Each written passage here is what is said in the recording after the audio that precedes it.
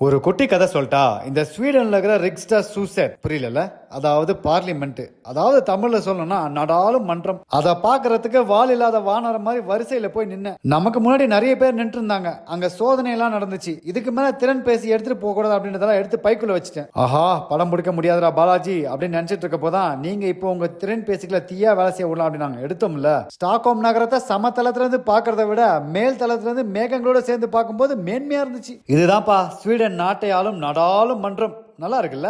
எனக்கு என்னமோ இதை நாட்டையாளும் நாடாளுமன்ற மாதிரி தெரியல, உயர் நுட்ப நாடகாரங்க மாதிரி தான் தெரிஞ்சுது. இங்க பல வண்ணங்கள் போட்ட மாநிலங்களுக்கு ஏத்த மாதிரி இந்த இருக்கைகளை உட்காரணும் போல இருக்குது. எங்க உட்காரணும் அடிச்சுக்க வேணாம் பாருங்க. அதுக்காக இங்க பொதுமக்களும் உட்காந்து இவங்க என்னதான் நாட்டை ஆள்றாங்க அப்படின்னு பார்க்கலாம் போல இருக்குது. நானும் அங்க கொஞ்ச நேரம் உட்காந்து அதெல்லாம் பார்த்துட்டு அங்க இருந்து கிளம்புறப்பதான் தெரிஞ்சது அங்க கொஞ்சம் வலை மாதிரி இருந்தது.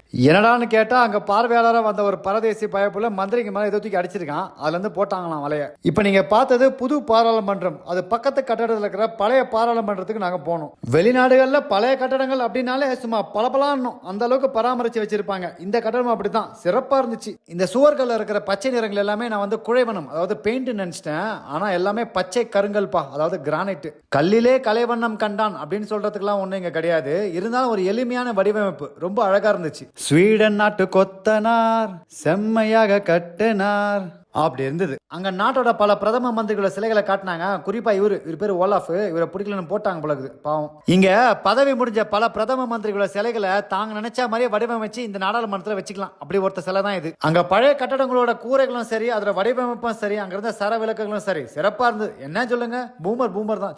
பழசு தான். இங்க பாருங்க, இன்னொரு பிரதம மந்திரிய தனக்கேத்த மாதிரி வடிவமைச்சு ஒரு படத்தை மாட்டி தொங்க விட்டா போல. அடுத்து இந்த பழைய பாராளுமன்றத்துக்கு எங்களை கூட்டிட்டு போனாங்க. இதுதான்ப்பா பாக்கிறதுக்கு பாராளுமன்ற மாதிரி தெரிஞ்சது.